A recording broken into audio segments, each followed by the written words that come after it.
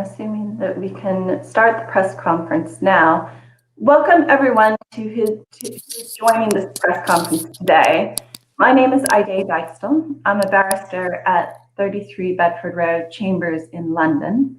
And today, during this press conference, we're going to be hearing about an Article 15 communication to the ICC Office of the Prosecutor, which was submitted by William Schabas concerning the proposed peace plan between Israel and Palestine.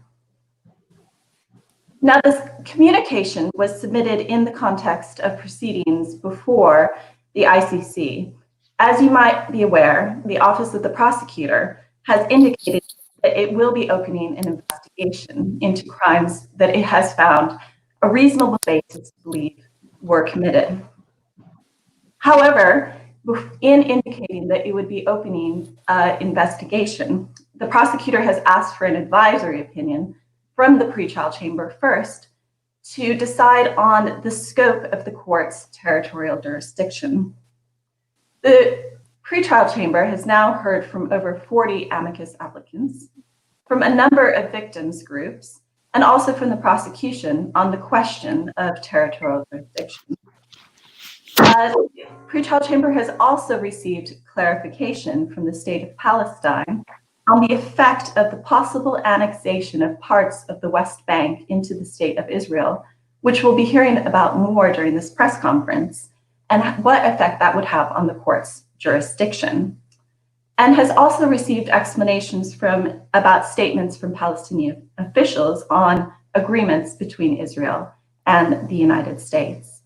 Now, during this press conference, we'll hear first from Professor William Schabas, who is a professor of law at Middlesex University in London. He has submitted this communication to the Office of the Prosecutor and will be outlining the submission and telling us more about what this submission is calling for. We'll also be hearing from Dr. Amar Daweek, who is the Director General of the Independent Commission for Human Rights in Palestine, and also from Dr. Ahmad Al-Khaldi, who is the former Minister of Justice of Palestine, and also a former professor and dean at An-Najah University College of Law. So I will turn it over now to Professor William Schabas to tell us more about this communication. Thank you very much. I submitted the Article 15 communication to the prosecutor earlier today, a few hours ago. I had prepared this at the request of several prominent Palestinian citizens, including Dina Al-Khaldi, who is going to speak in a few minutes. What the communication does is bring to the attention of the prosecutor the relevance of the so-called peace plan that was proposed by President Trump and Prime Minister Netanyahu some months ago, and relates it to the current developments and the imminent threat of a declaration of annexation. I'm sorry, is my microphone? Someone is saying that they cannot hear me. Do you hear me? I can hear you just fine. I don't know what the problem is then. Shall I continue? Okay, for us. Okay. So the communication relates to the importance, the significance of the proposed peace plan that was set out by Prime Minister Netanyahu and President Trump, and its relationship to the threatened measures of annexation that are imminent, that Israel is proposing, I believe, to undertake within the next 24 to 48 hours. So what the communication does is addresses how these elements may be part and should be part of the investigation by the prosecutor of the International Criminal Court. What it does is draws attention in large part to two violations of the Rome Statute that would be, that are a consequence of these developments. One of them is the crime of aggression, over which the International Criminal Court can exercise jurisdiction, but not apparently with respect to the relationship between Israel and Palestine. But this is a crime within the jurisdiction of the court, and it contributes then to a legal analysis respecting the complicity of the participants in the crimes committed, especially in the West Bank, with respect to the settlements and the threatened annexation. And what this means, of course, is that there is a crime within the Rome Statute of directly or indirectly transferring the population of a country into an occupied territory. That's clear, and that norm has been violated constantly by Israel.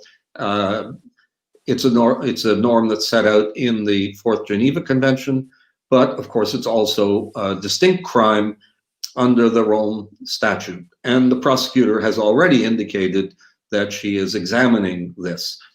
What is of importance in terms of these recent developments, especially, is the complicity of the American administration in these crimes. So what the communication sets out is that President Trump, Secretary Pompeo, and the special advisor Kushner, these are the three most well-known names, appear to be participants in a form of conspiracy to perpetrate the crime of transferring directly or indirectly the population into an occupied territory, and also, of course, the crime under the Rome Statute of annexing territory as part of the crime of aggression.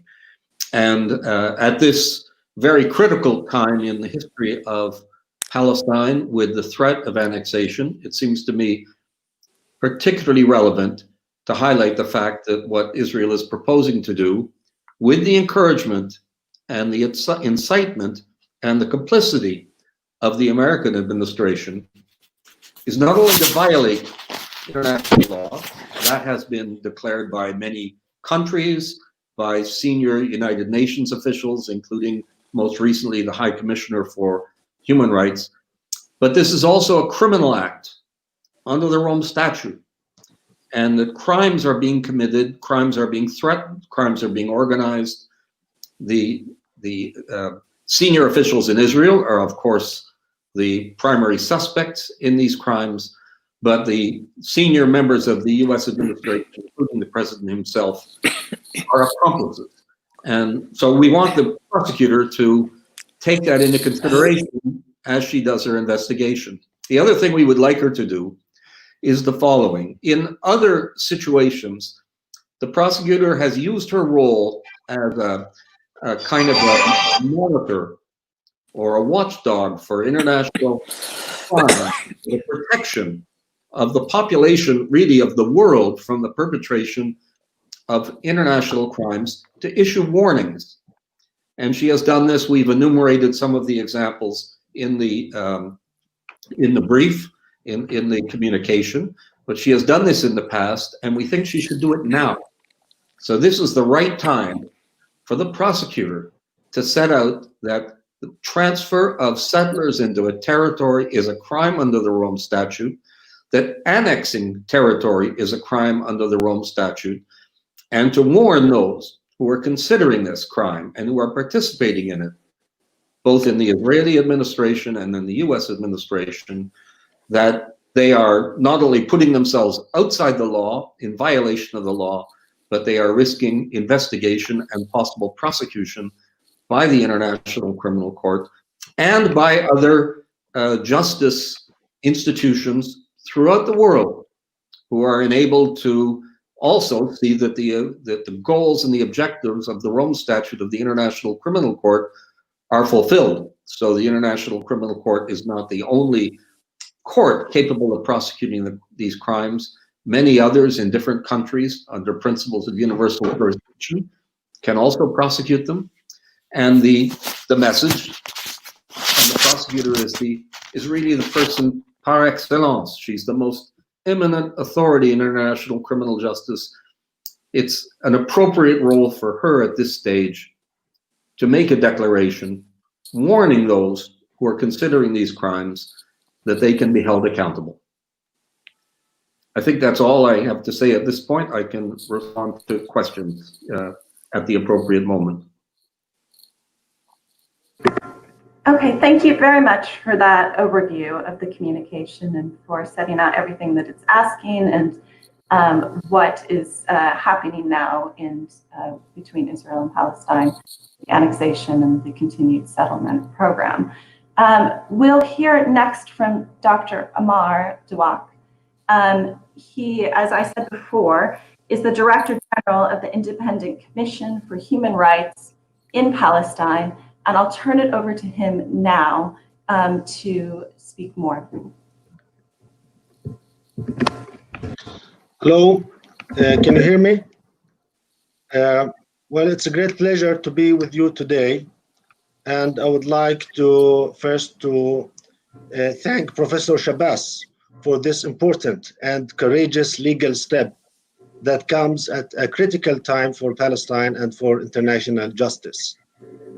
In the shadow of a world fighting COVID-19, the newly established Israeli coalition government has agreed that after July 1st, tomorrow, it will start or will take steps to annex parts of the occupied Palestinian West Bank with the backing of the US President, Mr. Trump.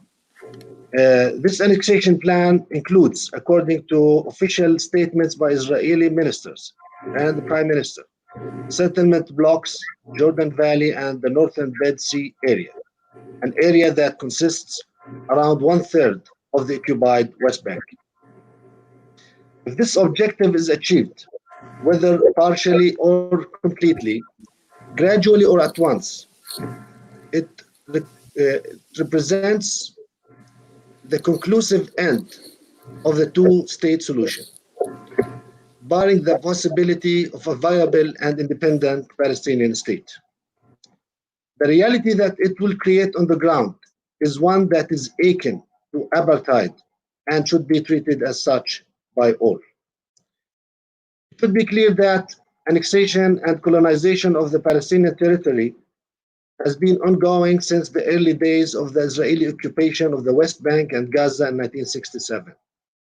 Over the course of this prolonged illegal occupation, Israeli successive governments have systematically imposed legislative, political, constitutional, demographic, and other irreversible measures that amount to de facto annexation.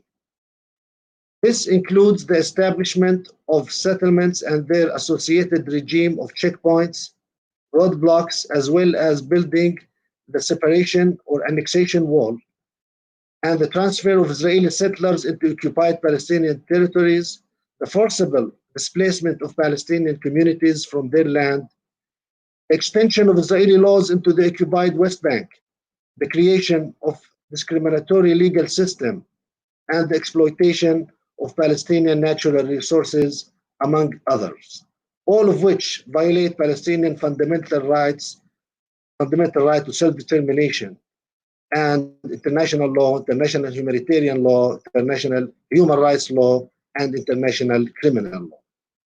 This planned step of formal de jure annexation means bringing colonization of the Palestinian territory into a new level, which demands a different course of action and reaction from international community to respect their obligations under international law and hold Israel accountable. It is the duty of international community, its states, people, and civil organizations to confront this, prevent it from happening, and if it does happen, to take punitive and deterrent measures. Reluctance to seriously confront all of this would be a shameful abrogation and would create repercussions in the region as well as the international system. We appeal to the international community to take necessary positions and measures to confront and stop this injustice, to preserve the goal of the establishing peace and a secure and viable future for the people of the region, including the Palestinian and Israeli peoples, each in their independent state. We specifically ask that immediate action be taken to affirm. First, support Palestine or Palestinian efforts in the UN Security Council, General Assembly, and other international organizations against any Israeli move towards annexation. In addition, to condemn and declare this move illegal, null, and void, to call on all states of the world to renounce and refuse recognition and to deem Israel an outlaw state. The need for all states that have relations or cooperation agreements with Israel to take punitive measures in regard to these agreements. Third, support the steps taken by the State of Palestine and other countries, institutions, and individuals, like the initiative of Professor Shabazz, before the International Criminal Court and national courts throughout the world that allow such legal challenges against Israeli officials responsible for war crimes and crimes against humanity, including settlements and annexation. We demand compliance with UN Security Council Resolution 2334. Demand that third-party states distinguish between Israeli territory and the territories occupied since 1967 in all official dealings. We affirm opposition to the so-called Trump vision and reject all positions by right-wing extremists and settlers in Israel and extreme religious rights in America, all of whom aim to achieve greater Israel, deny the national rights, and even the existence of Palestinian people. Finally, we call upon you to support the Palestinian people, Palestinian Liberation Organization, and the Palestinian Authority in their continued struggle to confront annexation in the face of Trump's vision and achieve their national goals, freedom, and independence.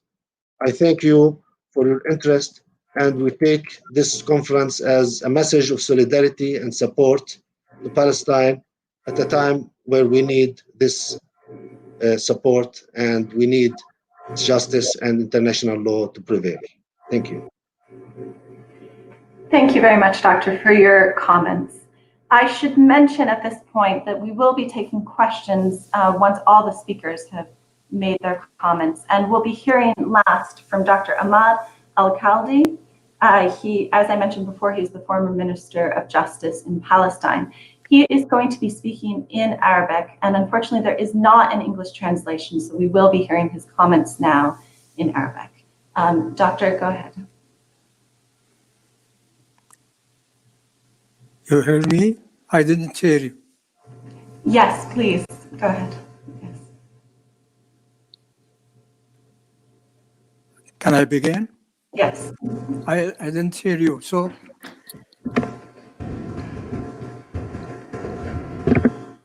All right, there's a bit of technical issues, but I've just sent him a message to go ahead and begin.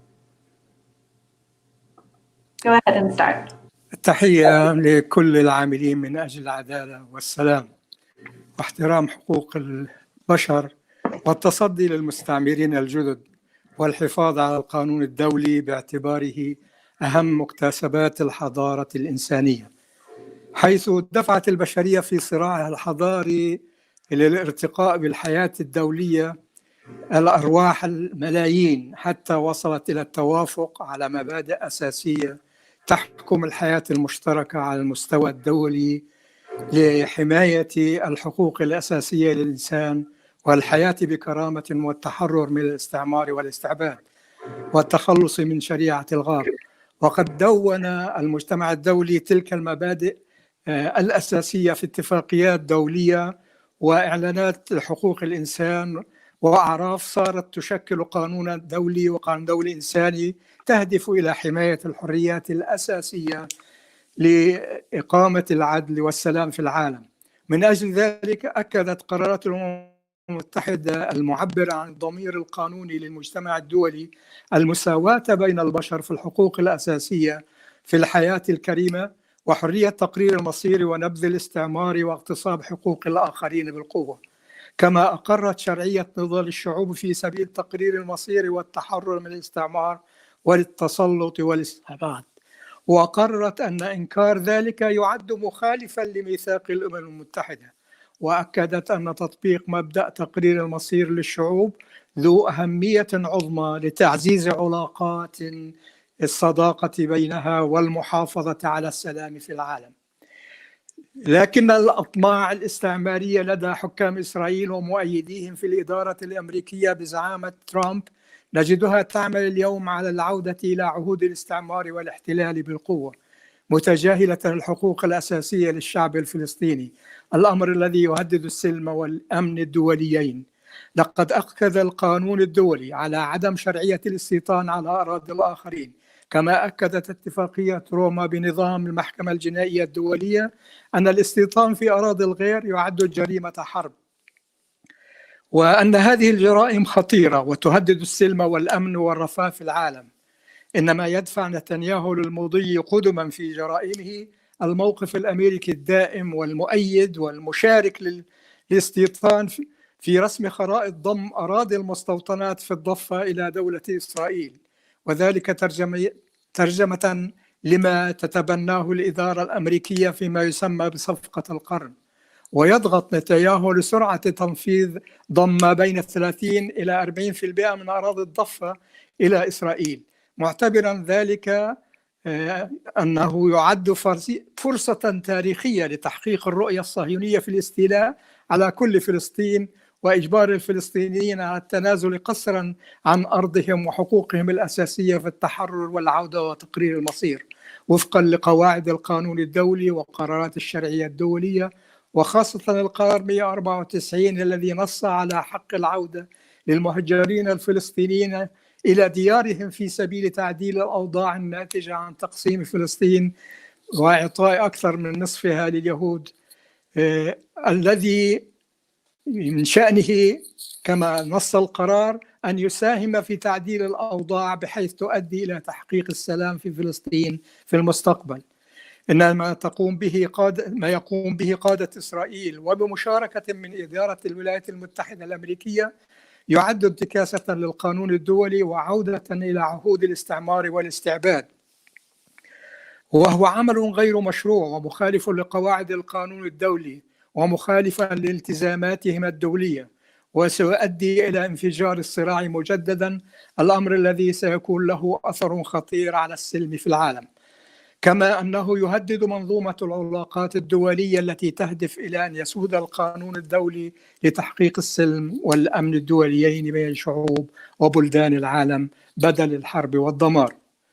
لقد بلغت الجرائم التي ترتكبها حكومة إسرائيل وبتأييد من الإدارة الأمريكية درجة خطيرة، حيث تفيد التقارير ومنها تقارير لبيت سيلم الإسرائيلي أن الاحتلال أقام أكثر من 200 مستوطنة، وهناك بدايات لحوالي 250 بؤرة استيطانية تمهيدا لإقامة مستوطنات عليها، وقام بهدم مئات المساكن والمنشآت، وأقام أكثر من 888 حاجز يحول دون وصول الفلسطينيين إلى أراضيهم تمهيدا لمصادرتها وضمها، واقتلع آلاف الأشجار. وقد عبر عن خطورة هذا الضم، أي ضم إسرائيل المستوطنات على الأرض الفلسطينية، مقرر الأمم المتحدة لحقوق الإنسان في فلسطين، حيث صرح بأن الاعتراف بشرعية المستوطنات وفرض السيادة والقانون الإسرائيليين عليها سيلحق ضربة قاسية للنظام الدولي وعواقب وخيمة لحقوق الإنسان، ويشكل نظام فصل عنصري وفرض نظام تمييز في الحقوق السياسية والاجتماعية والاقتصادية، وتمييز منهجي مخالف لمبدأ عدم جواز الاستيلاء على الأرض بالقوة الذي أكد عليه مجلس الأمن الدولي. وأضاف أن هذا الضم يشكل اختبار سياسي للمجتمع الدولي ولن يوقفه مجرد التوبيخ. وبالتالي نحن نبارك الجهود التي تحاول استخدام الوسائل القانونية من أجل ردع القيادة السياسية الإسرائيلية عن القيام بهذه الخطوة التي تدمر حق تقرير المصير وتهدر الحقوق الأساسية للشعب الفلسطيني وتؤذن باندلاع الصراع مجددا في المنطقة، الأمر الذي سيؤثر سلبا على كل العالم. لذلك نبارك جهود كل من يساهم في هذا العمل من أجل أن يسود السلام والأمن العلاقات بين أبناء المجتمعات والشعوب في العالم. وشكرا لكل من يساند هذا الجهد العظيم. Thank you. Thank you very much for your comments there. We're going to move now on to the questions section of this press conference. I understand that those who are joining the press conference today will be able to ask questions, so we'll try that out in just a moment. If I could just ask that anyone that is asking a question, if they could please identify yourself and what affiliation you have, and then present your question. I will take the liberty to propose the first question, if I may, to Abbas. If I could ask more about what the next steps are going to be now that the communication has been submitted to the ICC prosecutor, if you could outline what the next steps and if there's any timelines or time limits on when to expect any announcements from the Office of the Prosecutor, or if there's going to be further submissions as well.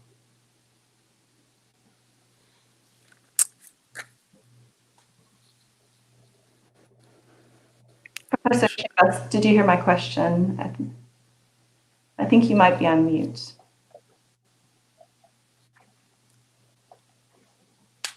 The prosecutor. Yes. Can you hear me? No, should be yes. unmuted. My mic. Okay, the thank proverbial you. law is now in the court of the prosecutor. So the prosecutor has full discretion under Article 15 of the Rome Statute to receive such communications, and it's on that basis that it's submitted, but there's no legal right of those who make submissions and communications at this point to require the prosecutor to do anything. All that we can do is set out what we think she should do and urge her firmly but politely and respectfully that she should pursue the route that is set out in the communication. Thank you for that answer. Now I'll open it up to anyone who is joining us on this press conference. If anyone would like to please ask any questions, as I said before, please identify yourself before asking the question. Go ahead.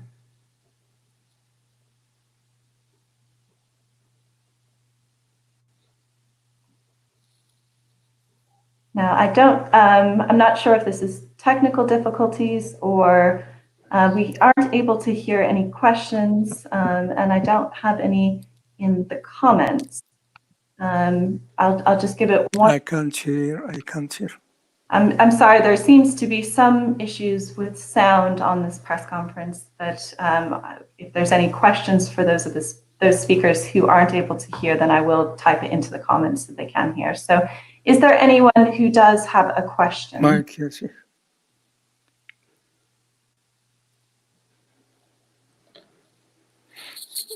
Okay. In the meantime, I don't know if difficulties are being sorted out by this call's admin, but in the meantime, I'll go ahead and propose another question. Professor Shibas, if you don't mind, back to you again. I wanted to ask a bit more about the question of individual criminal responsibility, particularly for U.S. officials that you say have been suggested for investigation in this communication. As a lot of people who are joining this call might know, the U.S. is not a member of the Rome Statute, and so the court does not have jurisdiction over crimes that happen in the territory of the United States. So if you could just give a bit more information about how the court would have jurisdiction in this case and for the crimes that are being suggested that the prosecution should investigate, how they would have jurisdiction over U.S. officials. Yes, certainly. Well, the International Criminal Court, in principle, has jurisdiction over the territory of a state that has ratified the Rome Statute, and over the nationals or the citizens of a state that has ratified the Rome Statute. That's the basic rule, and there's an exception whereby the court can exercise jurisdiction essentially over anybody and anywhere in the world, providing there's a resolution of the Security Council authorizing the investigation and prosecution. And in this case, we do not have a resolution of the Security Council that applies. On the other hand, Palestine has been a state party to the Rome Statute since, I think, the 1st of April 2015. And that means that any crime that is committed on the territory of Palestine is subject to the jurisdiction of the International Criminal Court, regardless of the nationality of the perpetrator. And so we're talking about a crime that is committed, an alleged crime committed on the territory of Palestine, that is transferring population into an occupied territory. And the prosecutor's already indicated that this is a basis for part of her investigation, especially with regard to the territory of the West Bank, the occupied territory of the West Bank.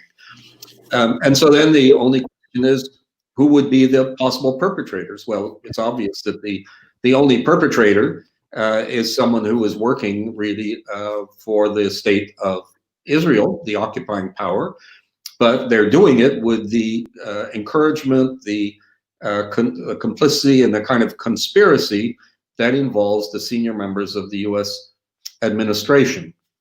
There's a provision in the Rome Statute, Article 25, that talks about a form of complicity or conspiracy to commit crimes within the Rome Statute, and it points out that they can be committed by a group of people who are part of a criminal plan to commit crimes within the jurisdiction of the court. And by my interpretation, that includes the crime of aggression and the annexation of territory by force, which is what is being proposed. So I think these are the relevant provisions that the prosecutor can work with. Now, it is well known, first of all, that the United States has been viciously attacking the court. I say the United States, I mean the Trump administration, with new measures, some of them adopted very recently. And I think that it's not unreasonable to understand that there's a connection afoot, because they understand that they are actually complicit in crimes that are being committed on the occupied territory and that are being threatened in the Palestinian occupied territory. So it may help us to understand why they have been so vehement in their attacks on the International Criminal Court. They have also advanced the theory, the United States has been doing this since the Rome Statute was adopted in 1998, that the Rome Statute cannot apply, that it's somehow contrary to international law for the Rome Statute to apply to nationals of a state that has not joined the court. Of course, that's in contradiction with the terms of the Rome Statute, and it's really not an argument that it can't be done under the Rome Statute. It's an argument that the Rome Statute would be in violation of international law were it to do this. Now, that's a view that is taken by the United States and by Israel, and I don't think there are any other countries in the world that have that interpretation of the Rome Statute. I think there are many states that have not joined the court who understand that if their nationals commit crimes on the territory of states that are members of the court, that they are subject to being prosecuted before the court. If you commit a crime on the territory of a state, you can be prosecuted by its courts. And if that state joins the International Criminal Court, you can also be prosecuted by the International Criminal Court. So there is a possibility of a debate about this before the International Criminal Court, and the prosecutor, like observers such as myself, can assess the likelihood of the arguments that are put forward by the United States and Israel, finding any resonance amongst the judges of the International Criminal Court. Of course, the United States might before the International Court of Justice. I think that would be a very welcome thing. It would require, it could come from a resolution of the Security Council. So perhaps if the United States is so confident in its position, it could ask that the Security Council adopt a resolution and invite the International Court of Justice to make a ruling on whether or not an international criminal court can prosecute someone who's a national of a state that hasn't joined the court. I think that would be a very good thing. I think they're probably terrified of doing it because they're probably pretty confident that they would lose. Thank you, Professor Shabas, for that answer. I know it's a question that many who are following might have been wondering, and I do apologize that there have been some technical difficulties with allowing those who are following to be able to ask questions. So I hope that some of those questions might have been answered. I'm going to wrap up now and end by thanking all the speakers. Thank you, Professor Shabas, for explaining and outlining this important communication that has been submitted to the Office of the Prosecutor, and also to our two other speakers for providing context and highlighting the importance of what has been initiated today by this submission. Thank you very much for everyone joining, and I hope everyone has